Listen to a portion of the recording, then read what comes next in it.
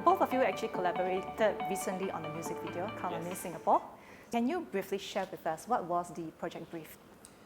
Okay, so one fine day, the CEO of SSO, Singapore Symphony Orchestra, gave me a call and discussed about their idea of doing a remake of Count on Me Singapore for this year's National Day.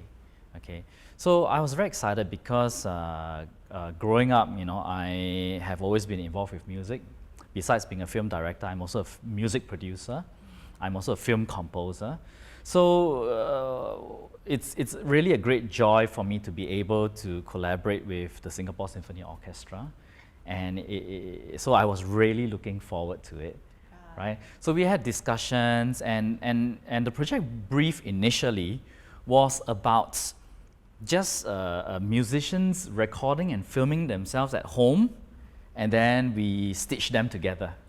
Like very much like a multiple windowed Zoom look kind of thing. So even though that was the initial brief, I didn't quite feel that I wanted to do that.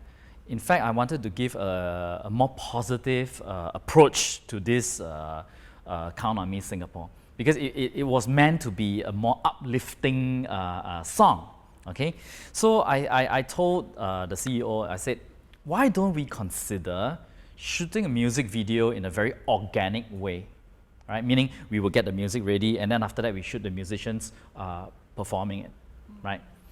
So he was thinking about it and all the logistic nightmare, considering that we have safe distancing and limitations in number of people. So after a long discussion, we said, okay, let's go for it. Let's do it. Let's make it different from the windowed stuff that we see out there in the current visualscape, right? So, okay, so we know it was going to be more challenging, but we believe that it would have been more meaningful, because why? We're coming out of this circuit breaker period.